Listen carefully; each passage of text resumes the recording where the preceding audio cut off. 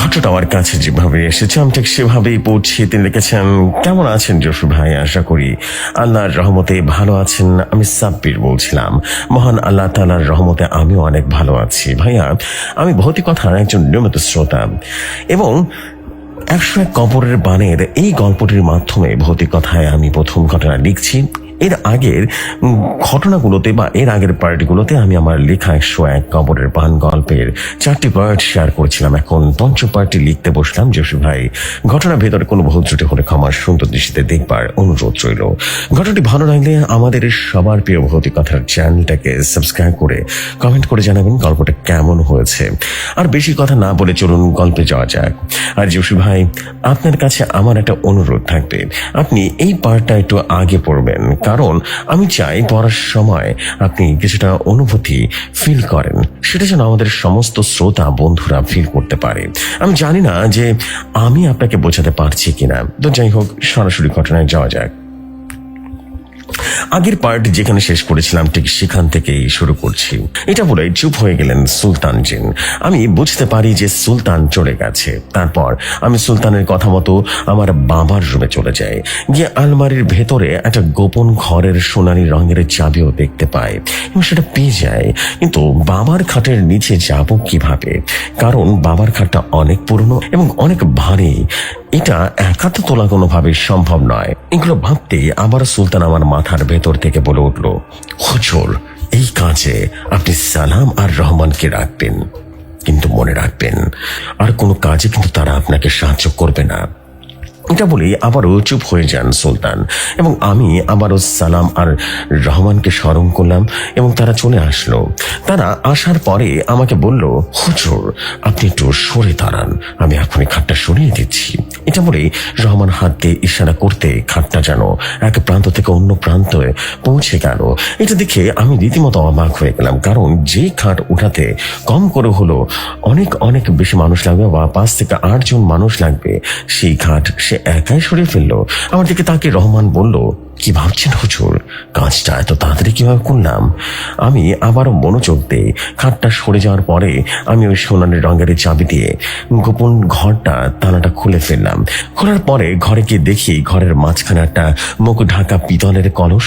কলসটা অনেক বড় ছিল, বলতে গেলে একটা প্রাপ্ত বয়স্ক মানুষের মতো। তো তারপর অনেক কষ্টে এবং চেষ্টার পরে কলসটা এক হাতে সরাতে সক্ষম হলাম।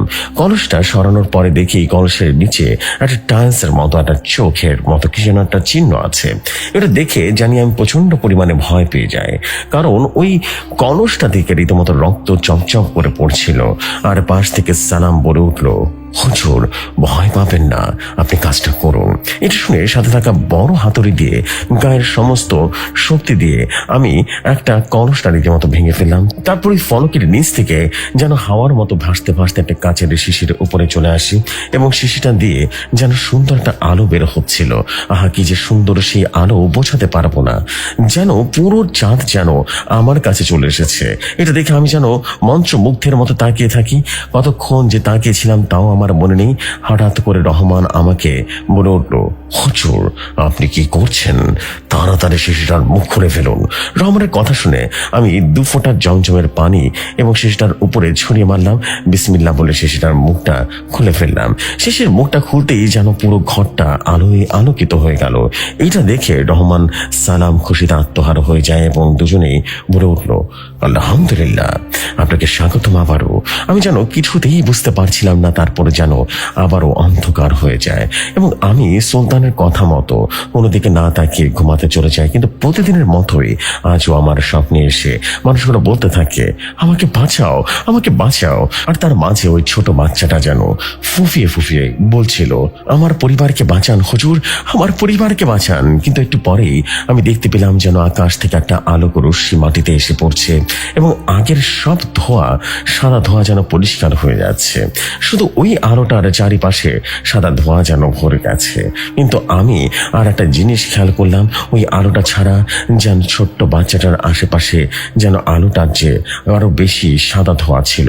ওই আলোটা যখন পরিষ্কার হতে থাকলো তখনও আমি দেখলাম ওটা কোনো আলো নয়, ওটা একটা মানুষের মতো দেখতে, যেন আমি তার মুখটা দেখতে পাচ্ছিলাম না। শুধু তার পেছনের দিকটা দেখা যাচ্ছিল।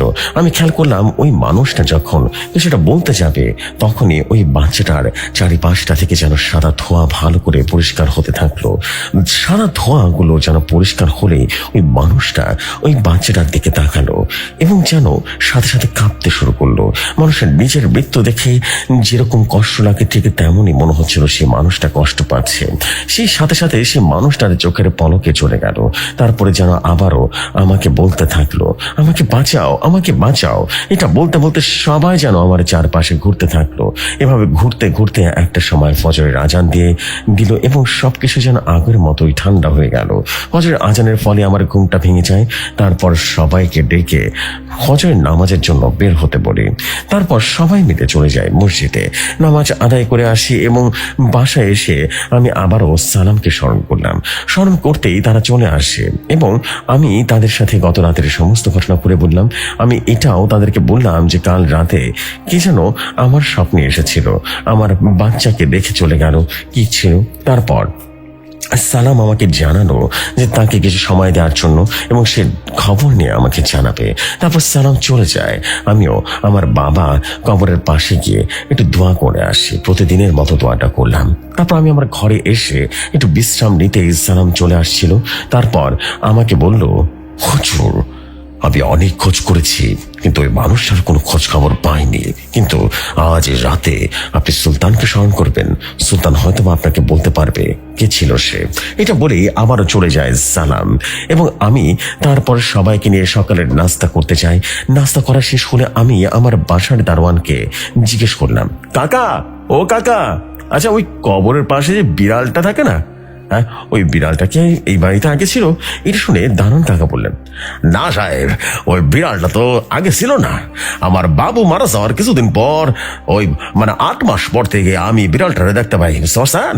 সেখান থেকে আমি দেখতাম প্রতিদিন রাতে ওই বিড়ালটা আমাদের বাবুর কবরের পাশে এসে ঘুরঘুর ঘুরঘুর করতো। আমি তো অনেকদিন বিড়ালটার চোখে চোখে দেখছি, চোখে পানিও দেখছি। আচ্ছা বাবু, আপনি তো আগে আপনাদের এই গ্রামে কখনো দেখিনি, কারা আপনারা? এটা শুনে আমি ওনাকে বলতে গিয়ে যেন কিছু বলতে পারলাম না, কারণ সঠিক সময় আসলে ঠিকই জেনে যাবে। তারপর আমি কাকাকে আর কিছু না বলে চলে আসলাম। আমার মাথায় বিড়ালের ব্যাপারটা ঘুরতে থাকে। তো আগে যে বিড়াল ছিল সেটা তো জানি না, হঠাৎ করে বিড়ালটা, তাও আবার 8 মাস পরে। তারপর ব্যাপারটা যেন আমার মাথাতে কিছুতেই ঢুকছিল না। আমি মার রুমে চলে যাই। এভাবে সেই দিনটাও কেটে যায়। মাগরিবের আজান দিলে আমরা সবাই মিলে এশার আজানের আগে পর্যন্ত একটু আড্ডা দিলাম। তারপর এশার নামাজ পড়ে সবাই রাতের খাবার খেয়ে সবাই সবার ঘরে চলে যাই আর আমিও আমার ঘরে চলে আসি। এভাবে কিছুক্ষণ বিশ্রাম নেওয়ার পরে আমি সালাম আর রহমানকে স্মরণ করলাম। তারা এসে বৃষ্টি একটা সালাম দিয়ে বলল, হুজুর, এই সময় আপনি আমাদেরকে কেন ডাকলেন? কোনো সমস্যা নাকি? আমি তাদেরকে উদ্দেশ্য করে বললাম, জি তেমন কিছুই না, আপনারা বলেছিলেন যে আজ সুলতানকে স্মরণ করতেই, তাই ভাবলাম আর কি আপনাকে একটু স্মরণ করি। এভাবে কিছুক্ষণ সালাম আর রহমানের সাথে গল্প করার পরে রহমান বলে উঠলো, হুজুর, আপনি এখন সুলতানকে স্মরণ করুন, ইনশাল্লাহ সে আপনার ডাকে সাড়া দেবে, কিন্তু আগে আপনি 2 রাকাত নফল নামাজ আদায় করে তারপর কাজটা করুন। তারপর আমি রহমানের কথা মতো 2 রাকাত নফল নামাজ পড়ে আমি সুলতানকে স্মরণ করতেই যেন আমার বাড়িটা বড় গাছের মতো দুলতে শুরু করলো। মনে হচ্ছিল যে বাড়ির চারপাশে যেন ঝড় বন্যা শুরু হয়ে গেছে। ঝড়টা এতটাই জোরে হচ্ছিল যে মনে হচ্ছিল বাড়িটা যেন এখনই ভেঙে পড়বে। আমার মনে হচ্ছিল যেন বাহিরের সব গাছপালার সবকিছুই যেন বাতাসের সাথে ভেসে ভেসে বাড়ির চারপাশে ঘুরপাক খাচ্ছিল। ঘরের সমস্ত দরজা জানালা যেন একটার চেয়ে আরেকটা ধরাম ধরাম করে বাড়ি খাচ্ছিল। এভাবে কতক্ষণ চলার পরে আমি দেখলাম যে আমার নাকে খুব সুন্দর মিষ্টি সুঘ্রাণ আসতে শুরু করলো। আস্তে আস্তে মনে হচ্ছিল যেন ঘ্রাণটা খুব তীব্র হচ্ছে। এমন সময় দেখলাম আমার সমস্ত দরজা জানালার ফাঁক দিয়ে জোনাকির মতো হাজার হাজার আলোক রশ্মি যেন প্রবেশ করতে লাগলো এবং সব আলোর কোণা যেন আমার ঘরের ঠিক মাঝখানে এসে একত্রিত হচ্ছে, ঠিক আমার সামনে একত্রিত হচ্ছে। এভাবে কিছুক্ষণ যাওয়ার পর দেখলাম আলোক রশ্মিগুলো যেন একটা বিস্ফোরিত বলের মতো করে বিস্ফোরিত হয়ে চারিদিকে ধোঁয়ার সৃষ্টি করলো। আমার ঘর থেকে যেন মনে হচ্ছিল যেন আকাশের চাঁদ যেন আমার ঘরে এতটাই আলোকিত হয়ে গেছিল, আর সাথে ছিল মন মাতাল করা এক সুঘ্রাণ। আহা, কি সুঘ্রাণ! যেন মনে হচ্ছিল আমি কোনো এক অজানা জগতে হারিয়ে গেছি। একটু পরে আস্তে আস্তে সাদা ধোঁয়াটা যেন কাঁপতে শুরু করলো এবং ভেতরটা থেকে যেন বের হয়ে আসলো সুলতান। আহা, কি সুন্দর তার চেহারা, ওই মায়াবী মুখ। একবার যে দেখবে সে যেন একবার জীবনে আর কোনোদিন সেই চেহারাটা ভুলতে পারবে না। তার পরনে ছিল সাদা জুব্বা এবং সেটা থেকে যেন আলোক রশ্মি বের হচ্ছিল। সুলতান আমার সামনে এসে আমাকে মিষ্টি একটা সালাম দিয়ে বলল, আসসালামু আলাইকুম হুজুর, কেমন আছেন আপনি? আমি কিছুই যেন বলছিলাম না, শুধু সুলতানের মুখের দিকে তাকিয়ে হতভম্ব হয়ে যাচ্ছিলাম। তারপর সুলতান আমার মুখের সামনে একটা চুরকি বাজে এসে বলল, হুজুর, সালামটা গ্রহণ করুন, পরে আমাকে দেখবেন। এটা বলে সুলতান একটা মুচকা হাসি দিল। তারপর বলল, ছোট হুজুর, আমি এখন আপনার সাথে আছি, আমাকে যখন ইচ্ছে তখনই দেখতে পারবেন। হুজুর, আমি জানি আপনি এখন আমাকে কে জিজ্ঞেস করবেন। বলুন হুজুর, আমি কোথা থেকে শুরু করব এবং আপনি কোথা থেকে জানতে চান? এইটা শুনে আমি বললাম, আপনি আগে আমার স্বপ্নের ব্যাপারে বলেন। আমি কেন প্রতিদিন একই স্বপ্ন দেখি, আর যারা আমার স্বপ্নে আসে তারা কারা? হ্যাঁ, আর গতকাল আমরা স্বপ্নে একজন মানুষকে দেখেছি, সে কে ছিল, আর এমন করে পালিয়ে গেল কেন? হ্যাঁ, এটা শুনে আবারও সুলতান বলতে শুরু করলো। বলছেন, সুলতান হুজুর, এই প্রশ্নের উত্তর আমি আপনাকে শেষে দেব, আগে আপনাকে আগের রহস্য কি সেটা আগে শুনে আসেন, তারপরে দেরি না করে শুরু করুন। এটা শুনে আবারও সুলতান বলতে শুরু করলো, তাহলে শুনুন হুজুর, যেদিন আপনার বাবা মা মারা যান ওই দিন আপনি এই দুনিয়াতে আসেন। আমি জানতাম যে আপনি আপনার বাবা মাকে বাঁচাতে পারবেন না, কিন্তু আমি কিছুতেই বুঝতে পারছিলাম না যে কানি এত বড় তান্ত্রিক হওয়ার পরেও কেন আপনার বাবার পেছনে পড়েছিল। তোমার চাচার ষড়যন্ত্র তো একটা বাহানা মাত্র ছিল। ওই দিন যখন লাকুস আসার আগে আমি সালাম আর রহমানকে আপনার মায়ের সুরক্ষার জন্য আমি গিয়েছিলাম, তখন আমি শুধু আপনার মায়ের সুরক্ষা না, আমি জানতেও গিয়েছিলাম যে তান্ত্রিক কেন এই কাজটা করলো। তারপর আমি চলে যাই আমার দাদাজিনের কাছে, গিয়ে আমি তাকে জিজ্ঞেস করি, আসসালামু আলাইকুম দাদা, কেমন আছেন? তিনি আমাকে সালামের জবাব দিয়ে আমাকে বলছেন, দাদাজিন, সুলতান তুমি এসেছো, আমি জানি তুমি কি কারণে আমার কাছে এসেছো। এটা শুনে আমি অবাক হয়ে যাই। আমি তাকে জিজ্ঞেস করলাম, আপনি কিভাবে জানলেন দাদা যে আমি আপনার কাছে এসেছি? এটা শুনে দাদাজিন বললেন, তুমি ভুলে গেছো সুলতান, আমি কে? আমি হলাম জিন জগতের রক্ষাকারী। আমি সব জানি। আমি চাইলে এমন কোনো কাজ নেই যেটা করতে পারি না সুলতান, কিন্তু এখন আমি ভাবছি যে ওই কালী যদি কাজটা করে তাহলে আমাদের কি হবে সুলতান? এখন পুরো জিন জাতি তোমার কাছে আমানত, এখন আমিও রক্ষা করতে পারবো না, বুঝতে পেরেছ? এটা শুনে আমি দাদাজিনকে বললাম, দাদাজিন সবটা খুলে বলুন, আমি তো কিছুই বুঝতে পারছি না। সমস্যাটা তো আমার বন্ধুর, তাহলে এখানে জিন জাতি কিভাবে আসলো? এইটা শুনে দাদাজিন বলতে শুরু করলেন, তাহলে শোনো সুলতান, তুমি তো জানো যে কালী কোনো সাধারণ তান্ত্রিক নয়। কালী এমন এক তান্ত্রিক যে নিজের কাজের জন্য সে মহাকালকেও নিজের বশীভূত করে ফেলেছে। কালী শুধু তোমার বন্ধু নয়, তোমার বন্ধুর মতো আরো 100টা জমিদারকে আগে মেরেছে, এমন করে তারা ছিল নিষ্পাপ, তাদের কোনো দোষ ছিল না। তারাও তোমার বন্ধুর মতো অনেক ভালো মানুষ ছিলেন। সুলতান, তুমি তো ভাবছো যে কালী তান্ত্রিক এবং শুধু তোমার বন্ধুকে মেরে কি এমন করবে। সুলতান, তুমি আমাদের গর্ব, পুরো জিন জাতির গর্ব তুমি, কিন্তু তুমি সেদিন একটা ভুল না অনেকগুলো ভুল করেছিলে। সুলতান, তুমি যখন জানলে যে কালী তান্ত্রিক অনেক বড় তান্ত্রিক, তখন তোমাকে তো আর অতীত তার ভালো করে প্রয়োজন ছিল, তুমি সেটা করনি। সুলতান, তুমি জানতে যে এইটা তুমি না পারবে। এখন আছে সে অবশ্যই তোমার থেকে অনেক জ্ঞানী, তাও তুমি তার কাছে যাওনি। সুলতান, তুমি একটা কথা মনে রেখো, তোমার এই রাগ একদিন তোমাকে মৃত্যুর কাছে নিয়ে যাবে। আমি দাদাজিনের কথা শুনে মাথা নিচু করে রইলাম। আমি যেন কিছুই বুঝতে পারছিলাম না, শুধু শুনে যাচ্ছিলাম দাদার কথা। তারপর আবার ও দাদাজিন বলতে শুরু করলো, আমি জানি এটা তোমার কাছে বিরক্তিকর। তাহলে শোনো, কালী ঠিক কি করতে চাইছে। কালী ছোটবেলা থেকে তান্ত্রিক হওয়ার স্বপ্ন দেখত। কারণ তার গ্রামে এক বাবা ছিল, সে টুকটাক তন্ত্র মন্ত্র জানত। সেটা দেখে কালী মনে মনে ঠিক করে যে তন্ত্র মন্ত্র দিয়ে যদি এতটুকু করা সম্ভব হয়, তাহলে সে একদিন অনেক বড় মাপের তান্ত্রিক হবে। কিছুদিনের মধ্যেই সে বানারসে চলে যায়। যাওয়ার পরে দেখা হয় এক তান্ত্রিকের কাছে। তান্ত্রিক তাকে বলে, এই বাছা, তুই আর একা একা এখানে কি করছিস? তখন কালী বলল, বাবা, আমি তান্ত্রিক হতে চাই। তারপর ওই তান্ত্রিক কালীকে বলল, তুই এই তান্ত্রিক হবি? তোর কি গুণ আছে? আমি তোকে তান্ত্রিক বানাবো, কি করতে পারবি তুই আমার জন্য? এইটা শুনে কালী বলল, আমাকে কি করতে হবে সেটা বলুন না হুজুর, আমি তান্ত্রিক হওয়ার জন্য সবকিছু করতে পারবো। বাবা, আপনি শুধু বলুন একবার। তখন এইটা শুনে তান্ত্রিক বলল, তোকে আজ রাতে একটা মেয়ের কবর থেকে কলিজা কেটে বের করে আনে আসতে হবে, পারবি? এইটা শুনে আবারও বলল, বাবা, আমি পারবো, এইটা পারবো। কালীর পিঠে একটা চাপড় দিল এবং সাবাস করে বলল, সাবাস, সাহসী, যা, এরকম সাহসী লাগবে। আচ্ছা, তাহলে তুই এখন একটু কিছু খেয়ে নে, আমি তোকে কিছু খাবার দিচ্ছি। খাবার খেয়ে কালী কিছুক্ষণ বিশ্রাম নিতেই রাত হয়ে যায়। তারপরে ঠিক রাত 12টা বাজতে কালী বেরিয়ে যায় বের কবরটার করে জানতে, এবং কলিজাটা নিয়েও চলে আসে। এবং কলিজাটা তান্ত্রিককে নিয়ে দিতে বললো যে, বাবা, যে আপনার কলিজা, এখন আমাকে শিখাবেন তান্ত্রিক কিভাবে হওয়া যাবে। তারপর তান্ত্রিক বলল, আজ থেকে তুই শিষ্য, আমি তোর গুরু, আমি তোকে শিখাবো, তুই চিন্তা করিস না। দে দেখি তোর হাতটা দিতেই একটা ছুরি দিয়ে রক্ত মেরে একবার কলিজাটা নিয়ে নিল। এভাবে কিছুক্ষণ পর হঠাৎ করে ভয়ঙ্কর পিশাচ এক খপ করে তান্ত্রিকের হাতটা নিয়ে কচমচ করে খেয়ে ফেললো। আর হাসতে বলল,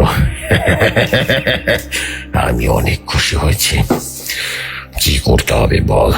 হাট, বল, সব করে দিব, বল, তাড়াতাড়ি বল।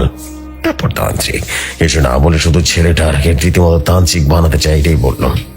এটা বলতে সে পিশাচটা বলল, আচ্ছা ঠিক আছে, আমি সাহায্য করবো। এটা বলে সে পিশাচটা চলে যায়। এভাবেই চলতে থাকে তাদের প্রশিক্ষণ। এভাবে কেটে যায় 22টা বছর। মাঝে কালী অনেক বড় তান্ত্রিক হয়ে যায়। একদিন সে তার সমস্ত পিশাচগুলোর সাথে আলোচনা করা শুরু করলো কিভাবে কি করা যায়। তাই সে সবার কথাটা বলে ফেললো। সবাই কথাটা শুনে কিছুই বললো না। স্বয়ং সে বলল, গুরুজি, আপনি যদি চান, অমর হতে চান, অনেক কিছুই করা লাগবে। আপনাকে এমন কিছু করা লাগবে যেটা আজ পর্যন্ত কেউ করতে পারেনি। গুরুজি, এই কাজ অনেক ভয়ঙ্কর হবে। আপনাকে অমর হওয়ার জন্য একটা জিনকে লাগবে, কিন্তু সে কোনো সাধারণ জিন নয়। সেটা অবশ্যই সৃষ্টি করা হয়েছে আমাদের ধ্বংস করার জন্য। গুরুজি, এটা মোটেও সহজ কাজ নয়। এইটা শুনে তান্ত্রিক কিছুতেই যেন মানতে চায় না যে সে অমর হতে পারবে না। তারপর সে আবারও তাকে বলল, যা কিছু করা লাগবে করব, কোনো উপায় তো থাকবে, তুমি আমাকে একটা কাজ করে দাও। তখন সে আবারও বলা শুরু করলো, তাহলে শুনুন গুরুজি, আপনি যদি অমর হতে চান তাহলে আপনাকে একজনকে নিজের বসে আনা লাগবে। সে আর কেউ নয়, সে হলো মায়া। এটা শুনে কালী অনেকটা ভয় পেয়ে যায়। সে সময় মনে হয়েছিল কারের নিঃশ্বাস বন্ধ হয়ে যাবে। কালী যেন থরথর করে কাঁপতে থাকে। কালী চোখ মুখ দিয়ে রীতিমতো রক্ত বের হয়ে যাওয়ার উপক্রম হলো। মায়া নামটা নেওয়ার সাথে সাথে যেন কালী নিজের মৃত্যুকে দেখতে পাচ্ছিল চোখের সামনে। কালী যেন কাঁপা গলায় বলল, এটা ছাড়া আর কোনো উপায় নেই। এইটার শুনে আবারও সে বলা শুরু করলো, আছে, কিন্তু সেটা কোনো ভাবেই সম্ভব নয়। কারণ যদি আপনাকে অমর হতে হয় তাহলে মায়ার এক ফোঁটার রক্ত ফোটার চোখের পানি আপনাকে পান করতে হবে। তাহলে আপনি হতে পারবেন অমর। কিন্তু মায়া যাকে ভালোবাসে তার ফোটার রক্ত হিসেবে সে অমর হতে পারবে। না হলে যদি জোর করে কেউ নিতে চায় তবে তার মৃত্যু নিশ্চিত। আর তাছাড়া আর একটা উপায় আছে, সেটা হলো মায়াকে বশ করা। মায়াকে যদি আপনি নিজের বশে আনতে পারেন তাহলে অমর হতে পারবেন, আরো বেশি শক্তিশালী হয়ে উঠবেন। আপনার সমতুল্য আর কেউই থাকবে না এই দুনিয়াতে। এইটা শুনে কানে বলে উঠল, কিন্তু কিভাবে? আমি ওকে বন্দি করব? হ্যাঁ, কিভাবে বন্দি করব? আমার বসে আনবো কিভাবে তাকে? সত্যি করে বলুন। তখন মহাকাল বলল, এটার একটাই উপায় আছে, আর সেটা হলো 101 কবরের বান। এইটা শুনে কালী যেন মাটিতে ধপ করে বসে গেল। এবার যেন কালী সত্যি তার মৃত্যুকে দেখতে পাচ্ছিল। মনে হচ্ছিল কালীর জন্য রীতিমতো তার জান বেরিয়ে যাবে। এতটা ভয় পেয়ে গেছিল কালী তান্ত্রিক। তখন কালী তান্ত্রিক বলল, তো প্রিয় জেফরি ভাই, এটাই ছিল 101 কবরের বান গল্পের পঞ্চম পর্ব। এই পর্বে আমি আপনাদের জন্য নতুন কোনো প্রশ্ন রেখে গেলাম না, আপনাদের মধ্যে কিছু কৌতূহল রেখে গেলাম। আজ জেফরি ভাই চাইলে এই পর্বটা এক পর্বে শেষ করতে পারেন, কিন্তু আমার কিছু পারিবারিক সমস্যা থাকার কারণে পুরো গল্পটা একসাথে দিতে পারলাম না। ইনশাল্লাহ আগামী পর্বে সবটা পাবেন আশা করি। আর আমার জন্য দোয়া করবেন ভাইয়া। আর প্রিয় লিসনার্সগণ, গল্পটি ভালো লাগলে ভৌতিক কথা চ্যানেলে সাবস্ক্রাইব করে সবসময় শেয়ার করে দেবেন। আমি সাব্বির বলছিলাম, বাসা খুলনা বিভাগ, সাতক্ষীরা জেলা, দেবহাটা থানা থেকে।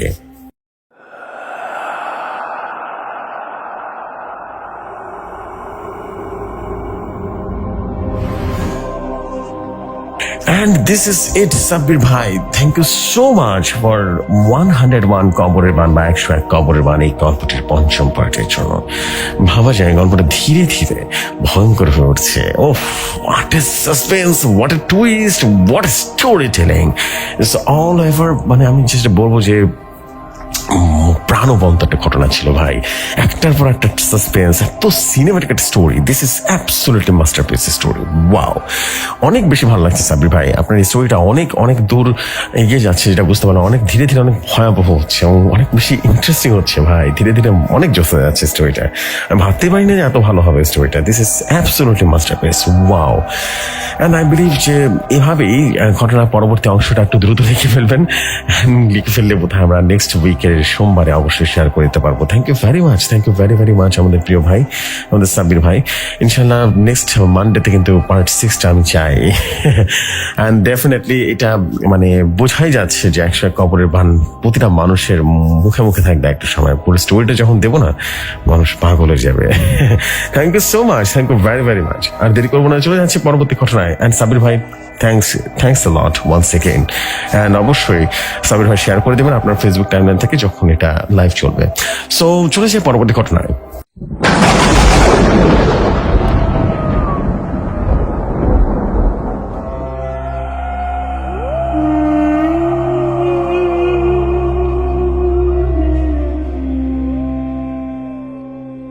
ঘটনা আমার কাছে যেভাবে এসেছে আমি ঠিক সেভাবেই পড়ছি। তিনি লিখেছেন, আসসালামু আলাইকুম প্রিয় জসিম ভাই, আশা করি আল্লাহর রহমতে আপনি এবং আপনার পরিবারের সবাই অনেক বেশি ভালো আছেন এবং আমার ভৌতিক কথার সকল লিসনার্সগণ আশা করি সকলেই ভীষণ রকম ভালো আছেন।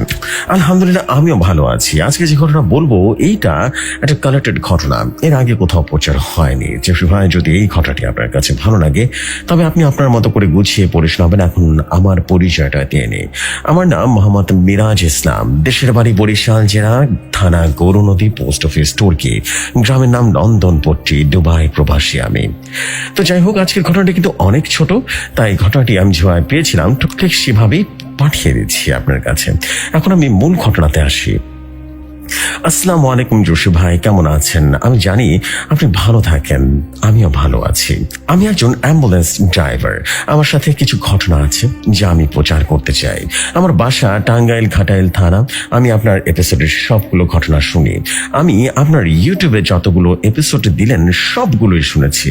আমার ঘটনাটা, আমি রাত প্রায় 11টার সময় একটা ফাঁসি দেওয়ার রোগী নিয়ে ময়মনসিংহ মেডিকেল হাসপাতালে যাচ্ছিলাম। যাওয়ার পথে রোগীটা হঠাৎ হঠাৎ করে মারা যায় এবং ঢাকা বাইপাসের কাছে মারা যায়। আমি বলে উঠলাম রোগীর লোককে, আপনাদের ময়মনসিংহ আর যেতে হবে না, যে কোনো একটা ক্লিনিকে নিয়ে যান, ইনি তো আগে মারা গেছেন। আমি বুঝতে পারছি যে ইনি মারা গেছে কারণ আমি তো 7 বছর ধরে গাড়ি চালাই, তা একটা অভিজ্ঞতা আছে আমার। রোগীর কন্ডিশন দেখে আমি বুঝতে পেরেছিলাম। পরে ব্যাকে এসে মুক্তাগাছা সরকারি হসপিটালে এসে শিওর হয়ে আমরা ঘাটাইল রাস্তায় রওনা হই। আমরা যখন মুক্তাগাছা পার হই তখন থেকে আমাদের সাথে ঘটনা ঘটতে শুরু হলো। মুক্তাগাছা বাপকির মোড় একটা জামালপুর এবং আরেকটা মধুপুরের রাস্তা। যখন মধুপুর রাস্তার দিকে ঢুকি রাত প্রায় 1টার কাছাকাছি হবে। যখনই মধুপুরের রাস্তায় যাব কালো কুচকুচ একটা বিড়াল গাড়ির সামনে দিয়ে দৌড় দিল।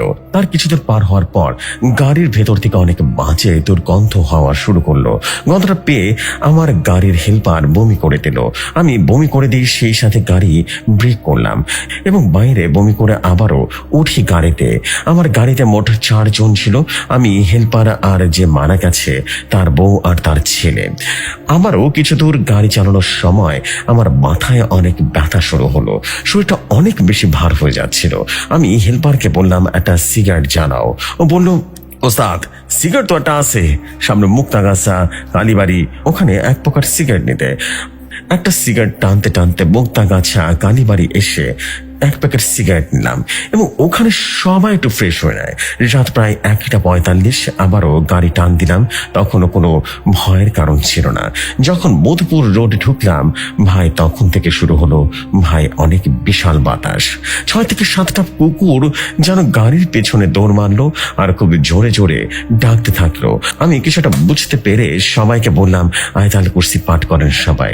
তখন সবাই ব্যাপারটা বুঝতে পারলেন যে কোনো না কোনো ভয়াবহ ঘটনা ঘটছে। আমি ভাবলাম আর আল্লাহর নাম নিচ্ছি, হঠাৎ করে আমার মাথা ব্যথা শুরু হলো এবং চেয়ে থাকতেও যেন খুব সমস্যা হচ্ছিল।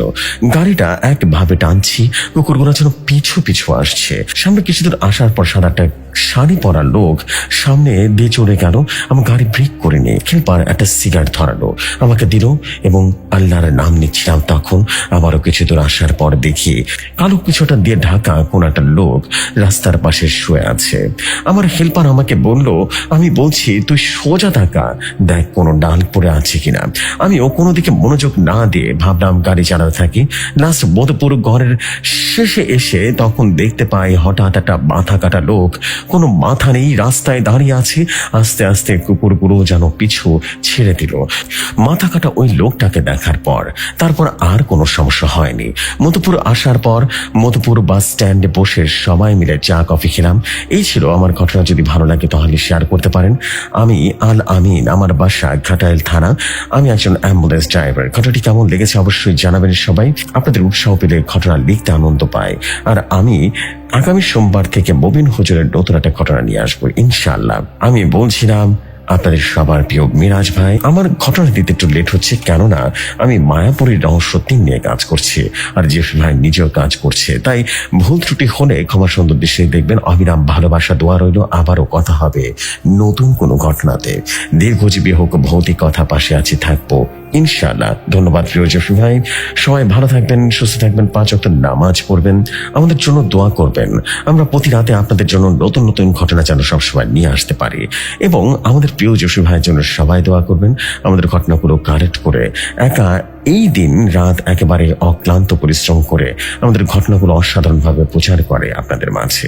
জফি ভাই আপনাকে অসংখ্য ধন্যবাদ প্রিয় কলিজার ভাই। আজকের মতো বিদায়, আবারও কথা হবে নতুন কোনো ঘটনাতে। ইতি আপনাদের ভৌতিক কথার প্রিয় senior official story teller Miraj Islam Dubai থেকে বলছি।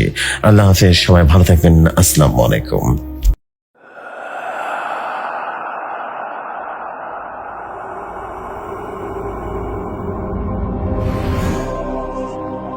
ওয়ালাইকুম আসসালাম আমাদের প্রিয় বিরাজ ভাই। যদি স্টোরিটা খুবই ছোট ছিল, বাট আমি যেটা বুঝলাম যে অ্যাম্বুলেন্সের স্টোরি মানে কিন্তু দারুণ কিছু। থ্যাংক ইউ ভেরি মাচ আমাদের প্রিয় মিরাজ ভাই। অ্যান্ড আই বিলিভ যে আপনাদের সবার কাছে স্টোরি ভালো লেগেছে, বিকজ আমাদের মিরাজ ভাই যে ঘটনা কালেক্ট করেন না কেন, খুবই সুন্দর সুন্দর স্টোরি কালেক্ট করেন এবং নিশ্চয়ই বুঝে গেছেন, তিনি কিন্তু বলেও দিয়েছেন এবং না বোঝার কিছু নেই। আর সেটা হচ্ছে আমাদের প্রিয় ভাই কিন্তু এই মুহূর্তে অনেক বেশি ব্যস্ততার মধ্যে দিয়ে যাচ্ছেন, বিকজ সবাই মোটামুটি অবগত একটা বিষয়, সেটা হচ্ছে মানে আমরা যেটা বলি যে মায়াপুরীর 2-এর পরে 3, অর্থাৎ 3 আসবে। এটা নিশ্চয়ই আপনারা সবার সময় যারা মায়াপুরীর রহস্য 2 শুনেছেন তারা নিশ্চয়ই জানেন এটা ভালো করে। সো মায়াপুরীর রহস্য 2 খুব সুন আসবে এবং সেটা নিয়ে অলরেডি আমরা লেখা শুরু করে দিয়েছি এবং আমি নিজেও ধীরে ধীরে এটাকে সুন্দর করে আপনাদের সামনে উপস্থাপন করার জন্য ধীরে ধীরে লেখা শুরু করে দিয়েছি। ইনশাআল্লাহ খুব সুন আপনারা শুনবেন। সো এটার জন্য উনি আজকে বড় কোনো ঘটনা দিতে পারেননি, ছোট একটা ঘটনা কালেক্ট করে দিলেন, অ্যান্ড সেটাও অনেক সুন্দর একটা স্টোরি ছিল। Thank you so much Miraj ভাই। ইনশাআল্লাহ সামনের স্টোরিতে আমরা মুবিন হুজুরের নতুন ঘটনা পাবো। দেরি না করে চলুন শুনে আসি নেক্সট স্টোরি।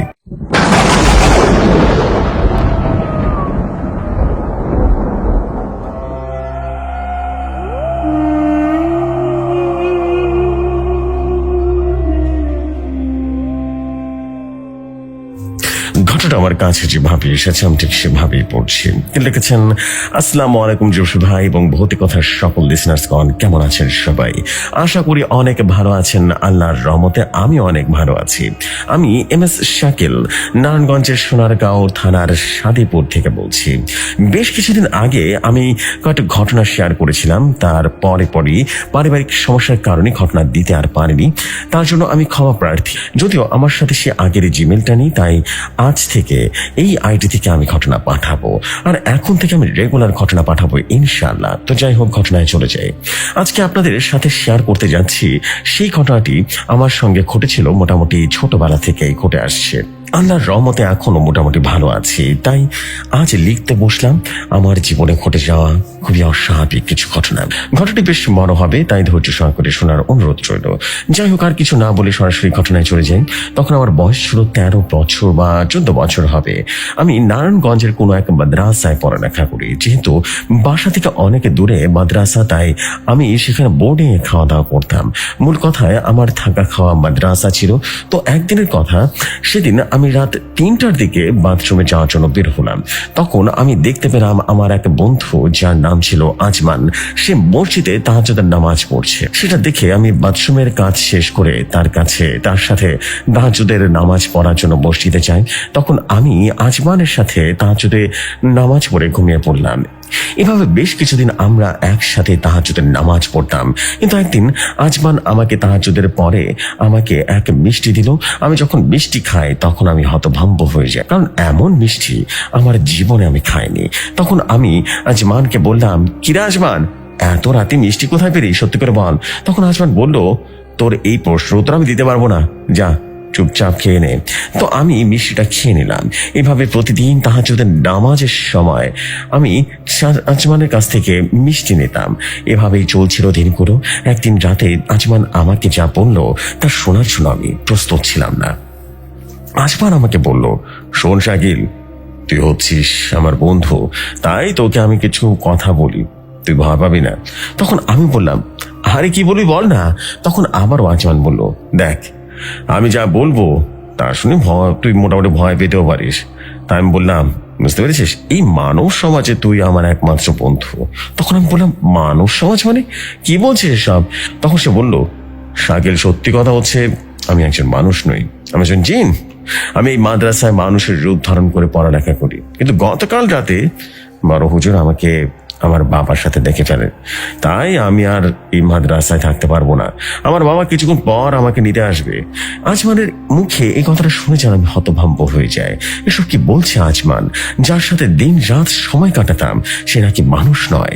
মনে মনে এই কথাগুলো ভাবছিলাম। তখনই আজমান বলল, শাকিল শোন, আমার করার কিছু নেই, আমি আমার আসল রূপে চলে আসছি। তখন আমি দেখতে পেলাম আজমানের আসল রূপ। আহা, কি সুন্দর সে রূপ! অবাক লাগছে, এত সুন্দর একটা জিন, যার সাথে এত দুষ্টুমে ফাজলামো করতাম, যার সাথে কিনা দিন রাত সময় কাটাতাম, একই সাথে পড়ালেখা করতাম, সে জিন তা আবারও কত সুন্দর দেখতে। তখন আবারও আজমান আমাকে বলল, শাকিল, তুই হলি আমার এক বন্ধু, তাই তোকে সবটা বললাম, বুঝতে পেরেছিস?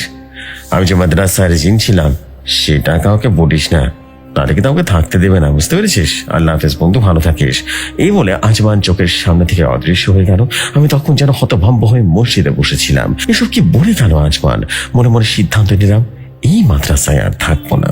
যদিও আজমান আমার কোনো ক্ষতি করবে না জানি, তবুও মনের ভেতরে একটা ভয় থেকেই গেল। কারণ আমি একটা সাধারণ মানুষ, অস্বাভাবিকভাবে এই জিনিস সাথে দিনের পর দিন বন্ধুত্বে ছিলাম। ঠিক তার পরের দিন আমি সেই মাদ্রাসা ছেড়ে বাসায় চলে আসি। আর কখনো সে মাদ্রাসায় যাওয়া হয়নি, কিন্তু মাঝে মাঝে আজমানকে আমি স্বপ্নে দেখতে পেতাম। যখনই তাকে স্বপ্নে দেখতে পেতাম তখনই আজমান অনেক মিষ্টি নিয়ে আমার সাথে দেখা করতো, আর অনেক কথা বলতো, অনেকটা আগের মতো করে কথা বলতো। কি ভাবছেন ঘটনা এখানেই শেষ? না, ঘটনা আরো বাকি আছে। মাদ্রাসা থেকে আসার পর আমি আমার বাবার ব্যবসার হাল ধরলাম। আমার বাবার ছোট একটা ডেকোরেশনের বিজনেস আছে। আল্লাহর রহমতে কোনো কিছুর কমতি ছিল না, দিনকাল বেশ ভালোই যাচ্ছিল। কিন্তু আমাদের সুন্দর সচ্ছল সংসার দেখে তেলে বেগুনা যেন জ্বলে উঠেছিল আমাদের আত্মীয় স্বজন। হঠাৎ করেই আমাদের ব্যবসার কাজ যেন কমে গেল এবং একদমই যেন ভালো চলছিল না। কোনো রকমে সংসারটা চলছিল, দিন আনি দিন খায়। তো একদিন আমি স্বপ্নে দেখতে পাচ্ছিলাম চতুর্দিক থেকে আমাকে সাপ ঘিরে রেখেছে। মাঝখানে আমি একা দাঁড়িয়েছিলাম, আর সবগুলো একই সুরে একই তালে কথা বলতে লাগলো। মরবি, তোরা সবাই মরবি, একটাও বাঁচবি না। এই স্বপ্ন দেখে আমি একটা লাফ দিয়ে উঠে পড়লাম। পরিবেশটা সাধারণ থেকে অনেকটাই ভারী হয়ে গেল। আমার মাথা অনেক বেশি ব্যথা করছিল। তখনই আমি প্রস্রাব করতে বের হলাম এবং মাদ্রাসা থেকে আসার পরে কিছু থেকে রীতিমতো একটা বাজে অভ্যাস হয়ে যায় স্মোক করার। তো সেদিন রাতে আমি বাইরে বের হয়ে একটা সিগারেট ধরালাম। আমি বাড়ির একটা গাছের আড়ালে স্মোক করছিলাম। তখন আমি দেখতে পেলাম আমাদেরই একজন আত্মীয়, নাম উল্লেখ করব না, তিনি কি যেন আমাদের বাড়ির একটা কোনায় পুঁতে রাখছিলেন। তখন আমি লুকিয়েছিলাম আর অপেক্ষা করছিলাম কখন সে তার কাজ শেষ করে চলে যাবেন। তো একটা সময় তিনি তার কাজ শেষ করে চলে গেল। তখন আমি ওই জায়গাটায় গিয়ে দেখি একটা গর্ত করে কিছু তাবিজ একত্রিত করে মাটির ভিতরে পুঁতে রেখেছে। তখন আমি সেই তাবিজগুলো নিজের হাতে তুলে নিলাম আর মনে মনে আজমানকে স্মরণ করতে লাগলাম। তখন আর আজমান আসলো না, সে কারণে আমি তাবিজগুলো ঘরে নিয়ে ভেতরে রেখে দিই আর সকালে অপেক্ষা করতে করতে ঘুমিয়ে যাই। সেদিন রাতে আমি স্বপ্নে দেখলাম আজমান আমাকে বলল, তোদের উপরে কালো জাদু করা হয়েছে। এই কালো জাদুতে সর্বপ্রথম তোদের ব্যবসা আয় কমে যাবে আর ধীরে ধীরে তুই শুকিয়ে মারা যাবি। তো জসু ভাই যে আমার উপরে কালো জাদু করেছে তার নাম বলেছে আজমান। তখন আজমানকে বললাম, এখনই কালো জাদু কাটানোর উপায় কি? আজমান বলল, সেই তাবিজগুলো পেয়েছি, তুই অবশ্যই তুই সেগুলো পুড়িয়ে দে, বাদ বাকিটা মেনে দেবো। পরের দিন সকালে আমি তাবিজগুলো আমাদের বাড়ির ছাদের উপর থেকে নিয়ে এসে পুড়িয়ে দিই আর সেই ছাইগুলো পানিতে ফেলে দিই। সেদিন থেকে আজ পর্যন্ত আল্লাহর রহমতে আর কোনো সমস্যা হয়নি। কিন্তু আজমান এখনো আমার স্বপ্নে আসে, কিন্তু সামনাসামনি দেখা দেয় না। আমার বিপদ আপদে সব সময় আজমান আমাকে সাহায্য করে, যদিও আড়ালে আড়ালে। জসু ভাই, এই ছিল আমার ঘটনা। জানি না কতটুকু ভয়ঙ্কর ছিল, কিন্তু আমার লাইফে এই ঘটনাটি ঘটে গেছে এবং আমি এই পরিস্থিতির সম্মুখীন হয়েছি। ঘটনায় লুকিয়ে থাকা হাজারো ভুল ত্রুটি হয়ে থাকতে ক্ষমা প্রার্থী, আমাকে ক্ষমা সুন্দর দৃষ্টিতে দেখবেন।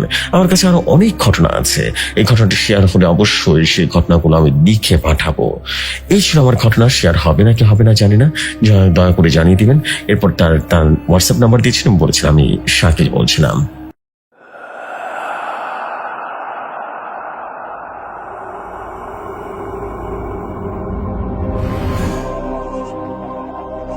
Thank you so much Shakil ভাই, আপনার স্টোরি কিন্তু শেয়ার হয়ে গেল আলহামদুলিল্লাহ। And this is the fact যে আমার কাছে কোনো ঘটনা আসলে আমি কখনোই শেয়ার না করে থাকি না। খুব সুন্দর একটা স্টোরি ছিল। মাদ্রাসার ঘটনাগুলো সত্যি অনেক সুন্দর হয় এবং এবারও কিন্তু দারুণ এক ঘটনা শুনতে পেলাম আপনার মাধ্যমে। ইনশাল্লাহ সামনের ঘটনা আরো লম্বা হবে, আরো ভয়ঙ্কর হবে, আরো সুন্দর হবে। যদিও আজকের স্টোরিটা অনেক সুন্দর ছিল। Thank you very much, thank you very very much. আর দেরি করবো না, চলে যাচ্ছি আমরা পরবর্তী ঘটনা।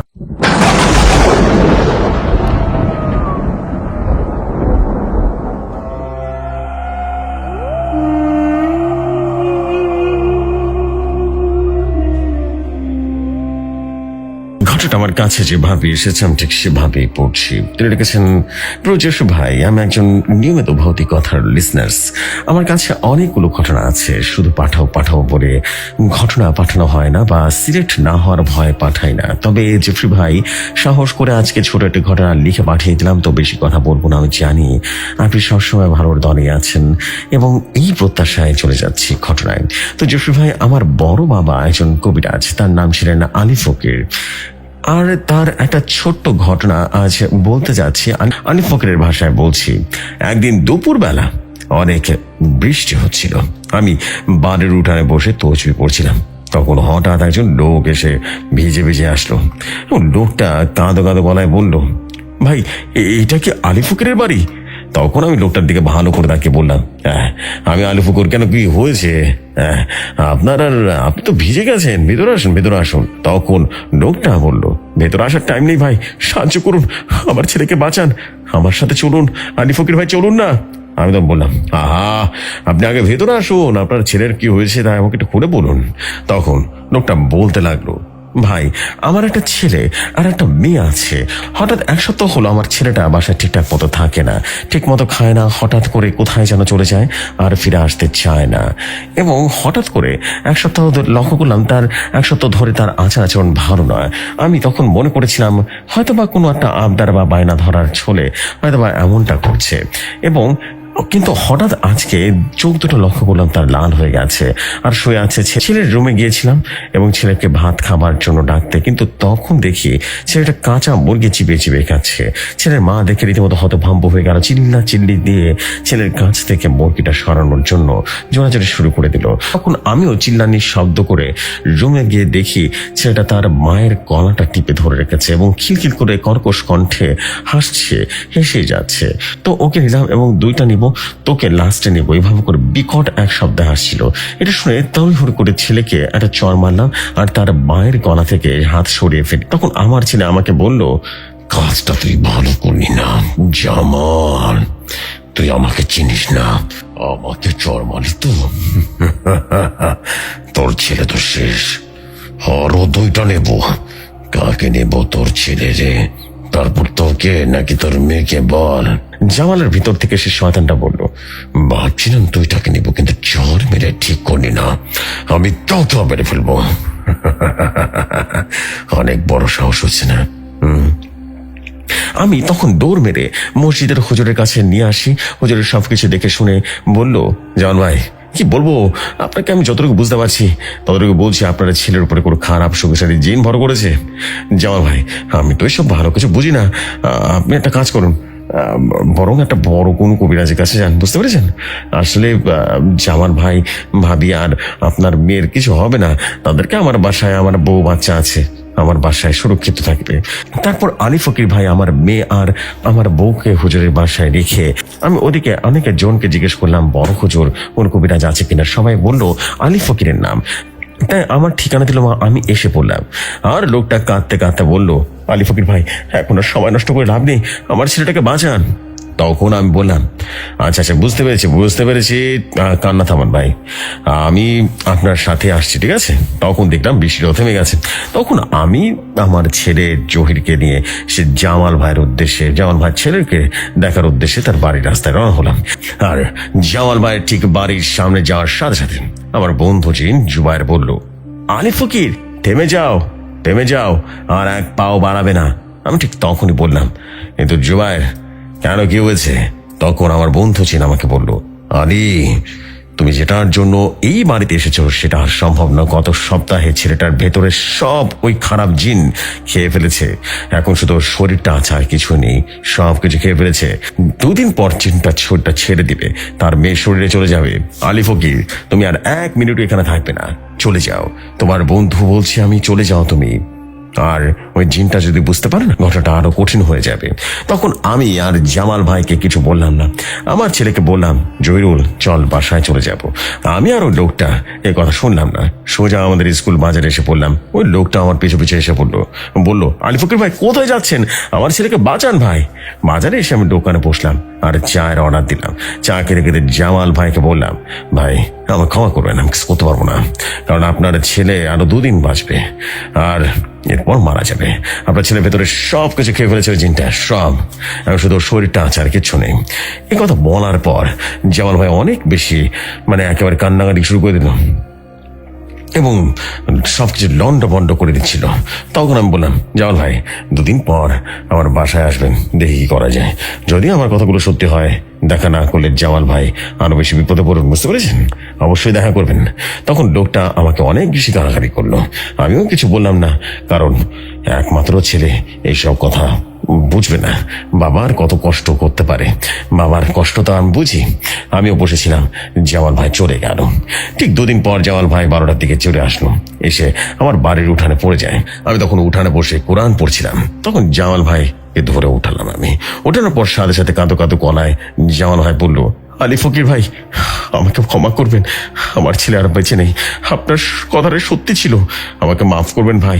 আমি আপনাকে না বুঝে অনেক গালাগালি করেছিলাম। তারপর আমি জামাল ভাইকে বলে উঠলাম, ভাই ভুল বুঝছেন না, আসলে ভাই আমি যে আপনাকে 2 দিন পর সে মারা যাবে আগেই বলেছিলাম ভাই, এটা আমি বুঝতে পেরেছিলাম। আমি যদি 2 দিন সময় পেতাম, আমি আপনার ছেলেকে বাঁচানোর চেষ্টা করতাম, কিন্তু আপনার ছেলে আমি আপনার বাসায় যাওয়ার আগেই মারা গিয়েছিল। শরীর সে খারাপ জিনটা তাকে শেষ করে দিয়েছিল। জামাল ভাই, যাওয়ার হয়ে গেছে, এখন আর কিছু করার নেই। জামাল ভাই আপনি ভেঙে পড়বেন না। জামাল ভাই, আপনার বাসায় যে জিনটা আছে না, ওই জিনটা 2টা জান আরো বেশি নিতে চায়। তাই জামাল ভাই, আমি আপনাকে বলছি, আপনি ভেঙে পড়বেন না, নিজেকে সামলে নিন। আপনার মেয়ে আর বউয়ের কথা চিন্তা করুন, বুঝতে পেরেছেন? নিজেকে সামলান। তারপর জামাল ভাই বলে উঠলো, আলী ফকির ভাই, আপনি যেভাবে হোক আমার পরিবারটাকে বাঁচান, আপনি যা চাইবেন তাই দিব। আমি তখন জামাল ভাইকে বলতে লাগলাম, জামাল ভাই, আমি তো শুধুমাত্র একটা উসিলা মাত্র, বাঁচা মরা তো আল্লাহর হাতে। আমি চেষ্টা করব, তবে জামাল ভাই আমি আপনার বাসায় গিয়ে কিছু করব না। আমি এই জায়গায় আমার বাড়ির সব বসে বসে কাজ করবো, বুঝতে পেরেছেন? আর আমি আল্লাহর রহমতে সফল হয়ে গেলে না, আপনি 103 টাকা আর একটা খাসি দিবেন। আমার বাড়িতে প্রতি বছর একটা বিলাত পড়াবেন, সবাইকে 1 বেলা খাবার আয়োজন করি, ঠিক আছে? আর আপনি তখন ওই বিলাতে একটা খাসি দিবেন। জামাল ভাই তখন বলল, আলী ফকির ভাই, আপনার প্রতি বিশ্বাস আছে, আপনি ঠিক আমার পরিবারকে বাঁচিয়ে নেবেন, বুঝতে পেরেছেন? আমি তো বললাম, জামাল ভাই এখন আপনি বাসায় চলে যান, আপনার বউ বাচ্চাকে সামলান, ঠিক আছে? আর সবাইকে 5 ওয়াক্ত নামাজ পড়তে বলবেন, একমাত্র যেন মিস না করে। আমার উপর বিশ্বাস রাখুন, আল্লাহর ইবাদত করতে থাকুন, ইনশাল্লাহ একটা না একটা অবস্থা ঠিক হবে। তারপর জামাল ভাই চলে গেল। আর তখনই আমার বন্ধু জুবাইরে জিন স্মরণ করতে লাগলাম।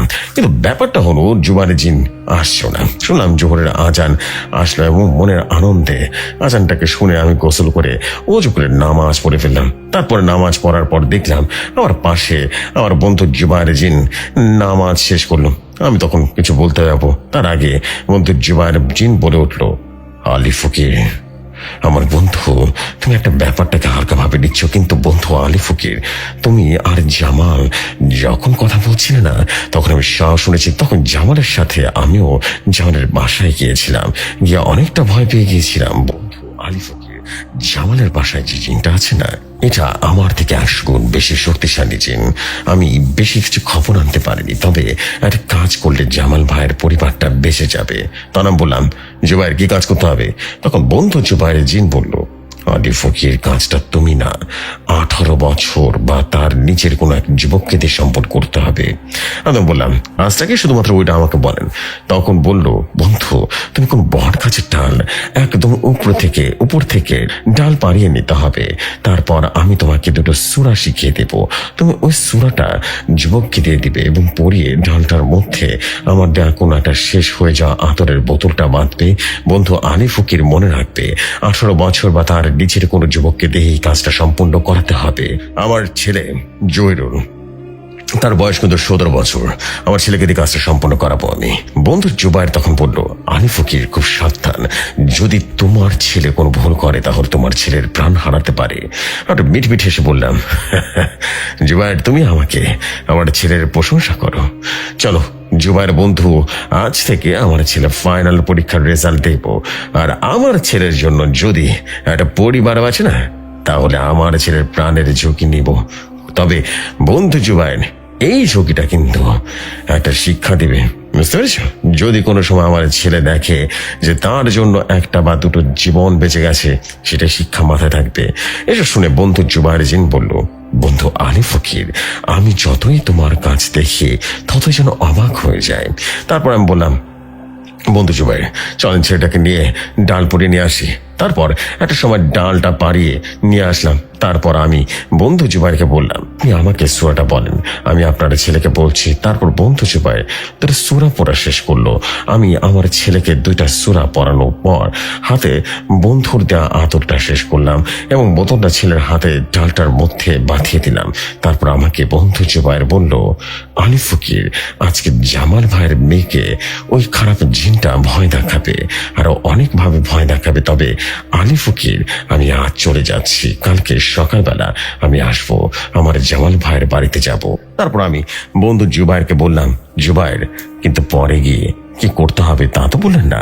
তখন জুবাইর বন্ধু জিন বলল, এটা জানতে আমিও যাচ্ছি, যা হবে কাল সকালে হবে। আজ আমি চলে গেলাম। আমিও আর কিছু না বলে রীতিমতো চলে গেলাম এবং সবকিছু ঠিক ছিল। একটু ভয় আর চিন্তা ছিল ছেলেকে নিয়ে। তবে আমি বন্ধু জুবাইরকে না বললেও সে বুঝে গেছে। আমি এগুলো ভাবতে ভাবতে আর ছেলের সাথে সময় কাটাতে কাটাতে কখন যে চলে গেলাম, রাত হয়ে গেল, ছেলেও ঘুমিয়ে গেল।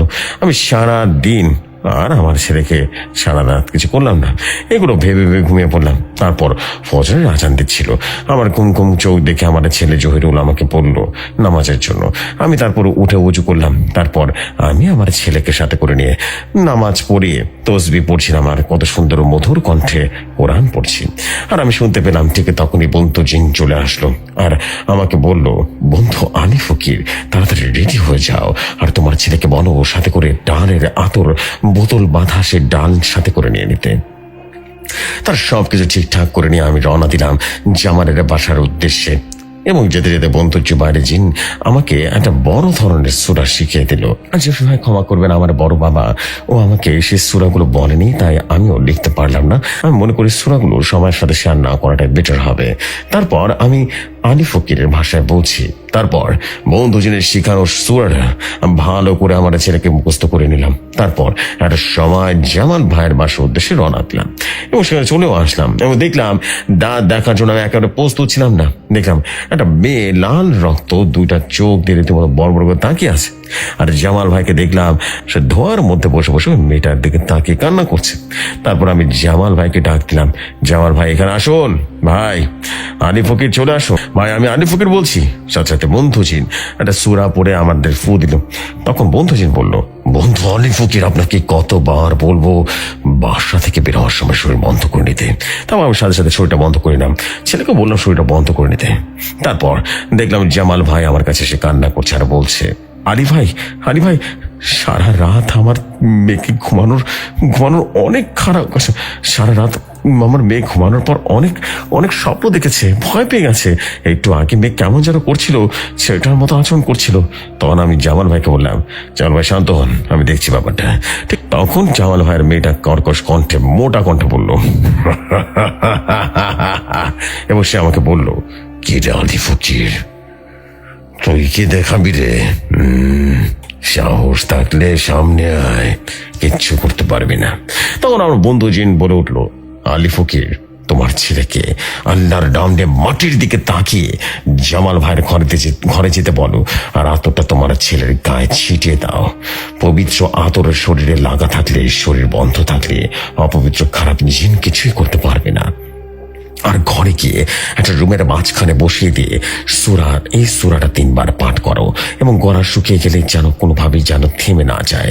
এবং বাম হাতের ডান হাত এবং ডান হাতের শক্ত করে আতরের বোতলটা ধরে রাখতে হবে। তো যাই হোক, একবার সূরা পড়লে কোনোভাবে ভুল করা যাবে না, বন্ধ করা যাবে না এবং কোনোভাবেই থামা যাবে না। আর বোতলটার মধ্যে কারো একটা ধোঁয়ার মতো সেটা প্রবেশ করলে সাথে সাথে আল্লাহর নাম নিয়ে যেন আতরের বোতলটা ঢাকনাগুলো লাগিয়ে বের করে এসে পড়ে। তারপর বন্ধু জিনের বলে দেওয়া সকল কিছু ভালোভাবে করে ছেলেকে বললাম, ছেলেকে ভালোভাবে বুঝিয়ে দিলাম। জুবাইরের কথা মতো সে আতর ছিটিয়ে দিলাম আর ছেলেও আল্লাহর নাম নিয়ে ঘরের ভিতরে চলে গেল। জামাল ভাইয়ের মেয়ে রীতিমতো কর্কশ কণ্ঠে হাসতে লাগলো আর বলল, আলী ফকির, তোর ছেলের মরণের পর তোর হয়নি, তাই না? তারপর এই কথা শুনে আমি চোখটা বন্ধ করে আল্লাহর কাছে দোয়া করতে লাগলাম, আর ওই জায়গায় 2টা রাকাত নামাজ পড়ে নিলাম। এদিকে বন্ধু জুবায়ের একটা সময় আমাকে বারবার বলতে লাগলো, আরে ফকির, ভেঙে পড়ো না, আমার বিশ্বাস তোমার ছেলে পারবে। তারপর একটু পর বন্ধু একটা ভয়ঙ্কর শব্দ শুনতে পেলাম। তার 5 মিনিট পর আমার বন্ধু জুবায়ের গলা শুনলাম, আরে ফকির, চোখটা খুলে দেখো, তোমার ছেলে এসে গেছে। এবং আমি চোখের সামনে ছেলেকে রীতিমতো জড়িয়ে ধরলাম। আমার ছেলে আমাকে বলল, বাবা পানি খাবো, গলাটা শুকিয়ে গেছে। তারপর ব্যাগ থেকে রীতিমতো পানির বোতলটা দিলাম, পানিটা খেলো। আর আমি জামাল ভাইকে বললাম, এখন সবকিছু ঠিক হয়ে গেছে, খারাপ চিন্তা বন্ধ হয়ে গেছে। আমাদের বোতলে যা কিছু আছে না, কখনো আমার ছেলে ছাড়া ওই বোতলটা খুলতে পারবে না, বুঝতে পেরেছ? তারপরে জামালকে বিদায় জানিয়ে ফিরতে লাগলাম, আর বন্ধু চিনকে মজার ছড়ে বললাম, কি বন্ধু, জুবায়ের দেখলেন তো, আমার ছেলে পরীক্ষায় পাশ করেছে। তারপর একদিন আমার মিলাদের আগের দিন জামাল ভাইকে অনেক প্রশংসা করলো, আর 103 টাকার খাসি দিয়ে গেল। আমি বললাম, জামাল ভাই কাল চলে আসেন, ঠিক আছে, ভাবি আর মেয়েকে নিয়ে চলে আসেন। জামাল ভাই বললো, ঠিক আছে। তো যে সময় এই ছিল ঘটনা, যদি ভালো লাগে তাহলে অবশ্যই শেয়ার করবেন। আমার নাম মোহাম্মদ সানি, আমি ঢাকা খিলক্ষেত থেকে ঘটনাটি শেয়ার করছি। ভালো লাগলে অবশ্যই শেয়ার করবেন, ভুল ত্রুটি হলে খাবার সুন্দর দৃষ্টিতে দেখবেন, ঘটনাটা সিলেক্ট হলে জানাবেন। আর ভাই আপনি বললে আরো ঘটনা শেয়ার করবো ইনশাআল্লাহ।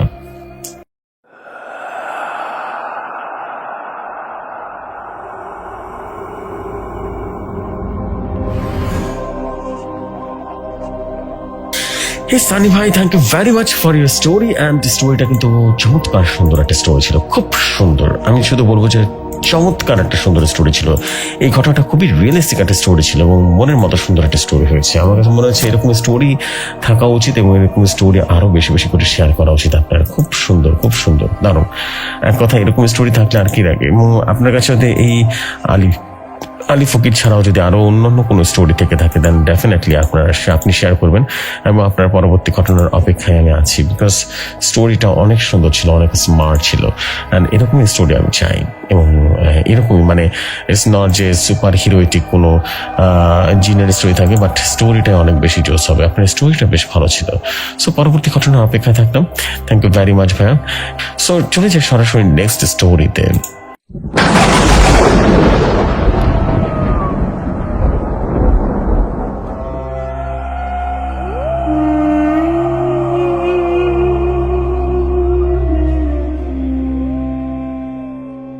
ঘটনা আমার কাছে যেভাবে এসেছেন ঠিক সেভাবেই পড়ছি। লিখেছেন, আসসালামু আলাইকুম প্রিয়জন ভাই, কেমন আছেন? আশা করি আপনি ভালো আছেন, আর আমিও ভালো আছি। আমার প্রথম ঘটনাটা এইটা, তাই অবশ্যই দোয়া করবেন যেন আমি আরো ঘটনা পাঠাতে পারি। তো বেশি কথা না বলে শুরু করছি আজকের ঘটনা। আমার নাম হাবিব। ঘটনাটি আমি আমার এক হুজুরের কাছ থেকে শুনেছি। হুজুরের নাম হচ্ছে জাহিদ হুজুর। বলছেন, জাহিদ হুজুর, শোনো হাবিব, আমার বয়স তখন 26 বছর ছিল। আমার সাথে নতুন তখন আসিফ জিনের সম্পর্ক হয়। আর আসিফ জিন সম্পর্কে তো জানোই কতটা শক্তিশালী একটা জিন। আমি মাঝে মাঝে ভাবি, এত শক্তিশালী জিন আমার বন্ধু। যাই হোক, সবই আল্লাহর ইচ্ছা।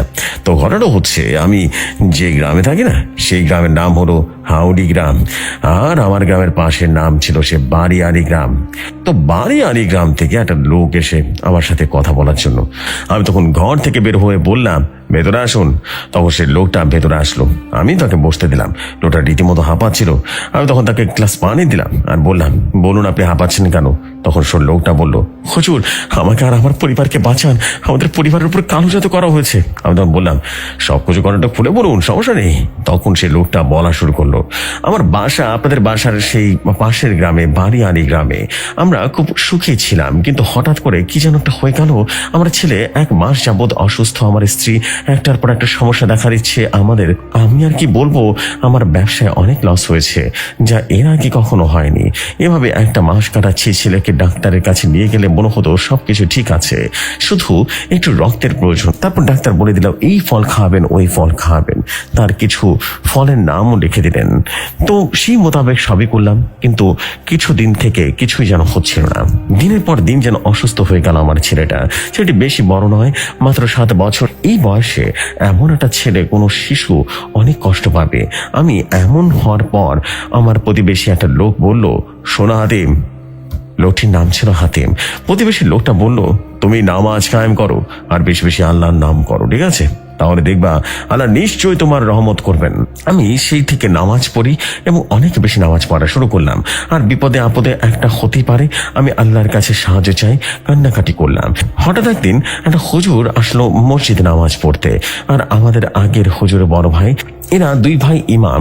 বড় ভাই নাকি একটু অর্ধেক কবিরাজি চান। সে হুজুর আসার পর আমরা খেয়াল করেছি আমার দিকে কেমন করে যেন তাকাচ্ছে। আমি তখন একটা পাত্তা দিলাম না। আমি ভাবলাম হয়তো বা প্রথম দেখেছে তাই এমনটা করছে। তো কয়েকদিন খাওয়া দাওয়া না করে অনেকটা রোগা হয়ে গেছি, এটাই ভাবছি হয়তো বা দেখছে। নামাজ শেষে হুজুর আমাকে ডাক দিলেন আর বললেন, এই যে শুনুন, আপনার সাথে কিছু কথা আছে আমার। সবাই মসজিদ থেকে যাওয়ার পর আপনি অবশ্যই আমার সাথে দেখা করবেন। আমি কিছুটা অবাক হলাম। তারপর সবাই মসজিদ থেকে যাওয়ার পর আমি হুজুরের সাথে দেখা করতে যাই। যে দেখি হুজুর চোখ বন্ধ করে কার সাথে যেন কথা বলছে। কথা শেষ করে হুজুর চোখ খুললেন এবং বললেন, আসসালামু আলাইকুম হাতেম ভাই, কেমন আছেন? সালামের উত্তর দিয়ে আমি বললাম, ওয়ালাইকুম আসসালাম, ভালো আছি। কিন্তু আমি বেশ অবাক হলাম, কারণ ভাবলাম সে আমার নাম জানলো কিভাবে। সে হুজুরটি বলল, ঘাবড়াবেন না, আমি আপনার ব্যাপারে অনেক কিছু জানি, যেটা আপনি নিজেও জানেন না, বুঝতে পেরেছেন? আমি তখন বললাম, কি জানেন আমার ব্যাপারে যা আমি জানি না? তখন হুজুরটি একটা মুচকি হাসি দিয়ে বলল, আপনার উপরে কঠিন একটা কালো জাদু করা হয়েছে, বুঝতে পারছেন? আর সেটা খুবই ভয়ঙ্কর একটা জিন বাড়ির এবং ইফরিতকে চালন করা হচ্ছে আপনাদের এই দুর্দশা করার জন্য। আমি তখন বললাম, কে করেছে এমন, আর এসব কেনই বা করেছে? আমার তো কারোর সাথে কোনো শত্রুতা আমি নেই। তখন হুজুরটি বলল, এইসব কিছু জানতে পারিনি আমি, কারণ কালো জাদুটি এমন ভাবে করা হয়েছে যাতে করে কেউ জানতে না পারে। তখন আমি বললাম, এখন উপায় কি হুজুর? হুজুরটি তখন বলল, এই কালো জাদু কাটানো আমার পক্ষে সম্ভব না, আর আমি এই সব ঘটনা আমার সহকারী জিন দ্বারা জানতে পারি, আর তার ক্ষমতা নেই যে এই কালো জাদু কাটাবে। কিন্তু আমি একটা হুজুরের ঠিকানা দিচ্ছি। হুজুরের নাম হচ্ছে জাহিদ হুজুর, যে কিনা এখন পর্যন্ত কোনো কাছে অসফল হয়নি, কারণ তার সাথে আছে আসিফ জিন। তার সম্পর্কে অনেক শুনেছি, তাকে নাকি কোনো মানুষ দেখেনি, শুধুমাত্র এই জাহিদ হুজুর ছাড়া। আর জাহিদ হুজুর ছাড়া যারা আসিফ জিনকে দেখেছে তারা আর কেউ বেঁচে নেই, কারণ আসিফ জিন তাদের কেউ দেখা দেয় যাকে সে মারতে চায়। তখন আমি ভয় পেয়ে গেলাম আর বললাম, কিছু একটা তো অবশ্যই হয়েছে। তখন আমি বেশ কিছুটা ভয় পেলাম এবং খুশিও হলাম, কারণ হয়তোবা এবার আমার আগের মতো সেই সুখ শান্তির দিন আবারও ফিরে আসবে ইনশাআল্লাহ। তারপর হুজুরটি আপনার ঠিকানা দিল এবং আমি তার পরের দিন শুক্রবার রওনা হয়ে গেলাম, মানে আজ। তারপর আপনার সাথে এই প্রথম দেখা। আমি তখন হাতিমকে বললাম, চিন্তা করার কোনো কারণ নেই, আল্লাহ সবকিছু সমাধান করে দেবেন, আল্লাহর উপর ভরসা রাখুন, আর আপনি কাল একবার অবশ্যই কষ্ট করে একটু আসবেন, কেমন? তখন হাতিম লোকটি চলে গেল আর আমি তার নামটি জানলাম। যখন সে তার ঘটনা বলছিল না, সে ঘটনার মধ্যে তার নাম বলেছিল। চোখ বন্ধ করি, হঠাৎ করে সুগন্ধি। তারপর আমি সে আসিফের আংটিটাতে চুমা দিলাম এবং চুমা দেওয়ার পর চোখ বন্ধ করি, হঠাৎ করে সুগন্ধি যেন ভেসে আসলো আমার নাকে। আহা কি সুবাস! আমি পুরো মাতাল হয়ে গেছি, দুনিয়ার কোনো চিন্তা নেই আমার মনের মধ্যে। তখন আমার ঘোর কাটলো একটা মিষ্টি সুগন্ধে। আর তখনই আমি সেটা চোখ বন্ধ করে সব কিছু দেখতে পাচ্ছিলাম। আমার সামনে বসে আছে আমার প্রাণপ্রিয় আসিফ জিন। ইস, তার কি নুরানি চেহারা! নূর যেন শরীর থেকে বেয়ে বেয়ে পড়ছে, তার মুখ কালো, দাড়ি যেন হাওয়ায় তুলছে, পাঞ্জাবিটা হাওয়ার মতো রীতিমতো দুলছে। মানে কি বলবো, তুমি দেখে বুঝতে পারবে না, এত সুন্দর। তারপর আমি বললাম, ওয়ালাইকুম আসসালাম, কেমন আছো বন্ধু আসিফ? তখন আসিফ জিন বলল যে আমি ভালো আছি। তখন আমি বললাম যে আলহামদুলিল্লাহ ভালো আছে। কিছুক্ষণ আগে যে লোকটি ছিল না, তার সম্পর্কে একটু আমাকে জানাও, তার উপর নাকি কালো জাদু করা হয়েছে, ঘটনাটি তুমি একটু খোঁজ খবর নিয়ে আসে আমাকে জানাও। আসিফ জিন তখন বলল, আচ্ছা বন্ধু জিন, তুমি কিছুক্ষণ অপেক্ষা করো, আমি খোঁজ নিয়ে আসছি। তারপর 5 মিনিট পর সে আবারও ফিরে এলো এবং আমাকে সালাম দিল। আমি সালামের উত্তর দিয়ে বললাম, কিছু কি জানতে পেরেছো বন্ধু? তখন আসিফ জিন বলল, জি আমি কিছু জানতে পেরেছি, কিন্তু সবটা কিন্তু জানতে পারিনি। আমার সহকারী জিন সবটা জানানোর চেষ্টা করতে পারছে না। বন্ধু, তুমি আমাকে আরো কিছু সময় দাও, আমি নিজেকে সব খোঁজ খবর নিয়ে তোমাকে জানাচ্ছি। আমি তখন হ্যাঁ সূচক উত্তর দিলাম। প্রায় 1 ঘন্টা পর আসিফ জিন সালাম দিল আর বলল, লোকটির নাম হাতিম, একটা ছেলে তার স্ত্রী নিয়ে বর্তমানে পাশের গ্রামে বসবাস করে এবং সে আগে যেখানে থাকতো সেই গ্রামের নাম জাহাঙ্গীরপুর। সেখানে তার একটা ছোট্ট সৎ ভাই সে থাকতো, আর তার সৎ ভাই তাকে মোটেও দেখতে পারতো না, আর হাতিমকে একেবারে সহ্য করতে পারতো না। তার সৎ ভাইয়ের নাম হচ্ছে জামির। বাবার রেখে যাওয়া জমি প্রতিনিয়ত ঝগড়া বিবাদ করতো, আর মূলত সেখান থেকে সে চলে আসে তার বাচ্চাকে নিয়ে। জাহাঙ্গীরপুর থাকাকালীন সময় একদিন হাতিম আর তার ভাই জামির ঝগড়া ঝগড়ার চরম পর্যায়ে চলে যায়। আর হাতিম প্রচন্ড রেগে যায়, তার ছোট ভাইকে রাগের চোটে একটা থাপ্পড় মেরে বসে। আসলে হাতিমের এর আগে কখনো তার ভাই জামিরকে মারেনি। তখন জামির কিছু না বলে রাগ নিয়ে ঘরের ভিতরে চলে যায় আর ভাবতে থাকে কিভাবে কি করলো, ভাইয়ের থেকে কিভাবে বাবার রেখে যাওয়া জমি হাতিয়ে নেওয়া যায়। এখানে একটা কথা আছে, বাবার রেখে যাওয়া জমি দুজন পাওয়ার জন্য রীতিমতো কারো কথাই যেন বুঝতে চায় না। সে মনে করে আমি বাবার আসল ছেলে আর সব জমি আমি পাবো। আর একটা কথা, জামিরের মা ছিল তার বাবার প্রথম স্ত্রী আর হাতিম এর মা দ্বিতীয় স্ত্রী। আর জামিরের ছোট ভাইয়ের কারণে তার হলো জামিরের মা তখন সমস্যা ছিল নাকি তার কোনো বাচ্চা হবে না, আর সেই কারণে জামিরের বাবা আর একটা বিয়ে করলো। তারপরে জন্ম নেয় সেই হাতিম। কিন্তু হাতিমের 2 বছর পরে হাতিমের সৎ মা মানে জামিরের মা জামিরকে পেটে ধারণ করেন। আর ঠিক এই কারণে হাতিম বড় হয় আর জামিরের ছোট আশা বুঝতে পেরেছেন। এবং জামির তখন থাপ্পড় খাওয়ার পর ভাবলো শক্তিতে হাতিমের সাথে পারবে না, কারণ হাতিমকে একে তো বড় একটা উপরে শক্তিশালী একটা মানুষ আছে। তখন জামির কল্পনা করে যে কালোজাদু করবে যাতে করে হাতিমকে সব জমি থেকে নিয়ে যেতে পারে। সে অনেক খোঁজাখুঁজি করলো, প্রচন্ড ভয়ঙ্কর এক তান্ত্রিকের সন্ধান পেল। সেখানে যাওয়ার পর তান্ত্রিক বলল হাতিমের স্ত্রীর মাসিকের রক্ত মাখানো কাপড় আর তার বাচ্চার চুল আর কাপড় ইত্যাদি নিয়ে আসতে বলল। তখন জামির বুদ্ধি করে সেগুলো নিয়ে আসলো, শয়তান তান্ত্রিকের কাছে নিয়ে আসলো। তখন জামির ভাবলো ভাইয়ের উপরে কালোজাদু করার জন্য এসব কেন লাগবে। আসলে জমির কিন্তু তার ক্ষতি করতে চাইতো না। তখন জমির উপরে রীতিমতো লোভ ছিল, তাই কিন্তু তান্ত্রিক তো মনে করেছিল যে হাতিমের ছেলেকে শয়তানের নামে বলে দিবে। জামির সেটা জানতো না। আস্তে আস্তে হাতিমের ছেলে অসুস্থ হয়ে পড়লো। পরে তারা অনেক ভেবে চিনতে বাড়ির গ্রামে চলে আসলো, কিন্তু এখানে কিছু হচ্ছিল না। তারপর তো আপনি সবটাই জানেন। তখন আমি বললাম সবই তো বুঝলাম, এখন উপায়টা কি? তখন আসিফ জিন বলল বন্ধু, প্রথমে আপনাকে কালো জাদুটা ধ্বংস করে দিতে হবে, তারপর সেই তান্ত্রিককে মারতে হবে। তখন আমি বললাম সেই কালো জাদু ধ্বংস করবো কিভাবে? তখন আসিফ জিন বলল একটা উপায় আছে। আমি বললাম সেই উপায়টা কি? তখন বলল হাতিম আগে যেখানে থাকতো সেই জাহাঙ্গীরপুর গ্রামে যেখানে তার ঘর ছিল, তার ঘরের ডান পাশে একটা তাল গাছ আছে। তার তাল গাছের পাশে একটা তাবিজ পুঁতে রাখা আছে। ওটা নষ্ট করতে হবে, কিন্তু খারাপ শক্তিশালী জিন তোমাকে অনেক বাধা দেওয়ার চেষ্টা করবে, তো তুমি ভয় পাবে না, আমি আছি তোমার সাথে ইনশাল্লাহ, একটা ব্যবস্থা হবে। তখন আমি বললাম সেই তাবিজগুলো তুলে কিভাবে নষ্ট করব? তখন আসিফ জিন বলল বন্ধু, সেই তাবিজগুলো তুলে তার ভেতরে থাকা কাগজটা পুড়িয়ে ফেলতে হবে, আর সেটা করলে সব জাদু নষ্ট হয়ে যাবে।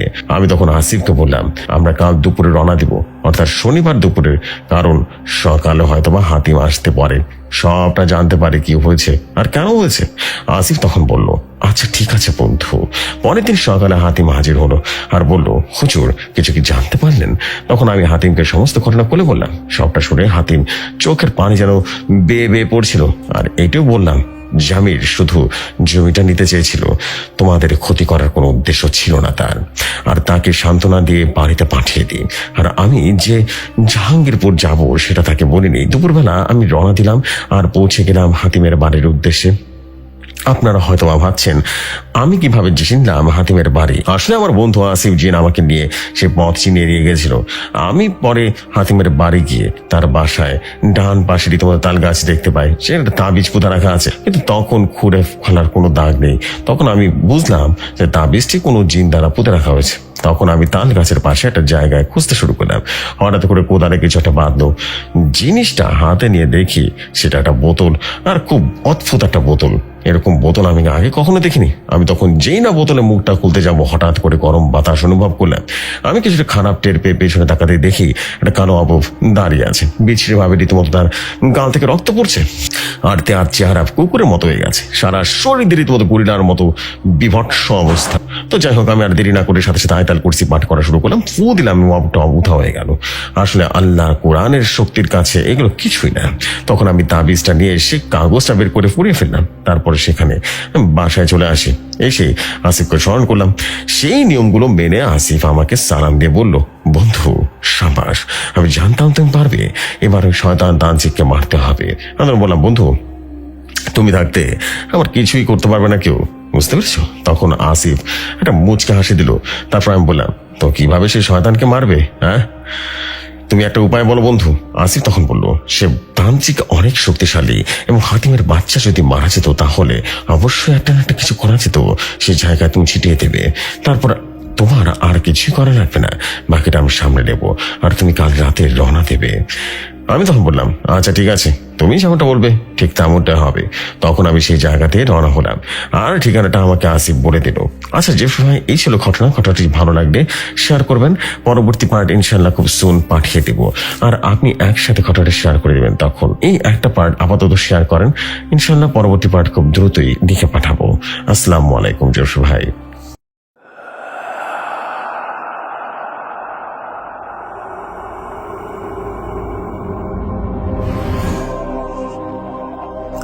ওয়ালাইকুম আসসালাম প্রিয় ভাই, and thank you so much for your story. And Habib ভাই, thank you very much for পুরো স্টোরিটা একসাথে দিলে মনে হয় সবচাইতে ভালো হতো। So thank you very much. I believe যে দারুণ রকম ঘটনা হয়েছে, অ্যান্ড এরকম আরো ঘটনা আপনার কাছে আরো সামনে পাবো ইনশাল্লাহ। সো আমরা দেখতে দেখতে কিন্তু এপিসোডের শেষ পর্যায়ে চলে এসেছি, আর একটা মাত্র ঘটনা বাকি আছে। আশা করছি লাস্ট স্টোরিটা আমাদের কাছে ভালো লাগবে। দেরি করবো না, চলে যাচ্ছি আমাদের হান্নান হোসেন ভাইয়ের ঘটনা এবং সর্বশেষ ঘটনায়। চলুন শুনে আসি সর্বশেষ ঘটনাটি।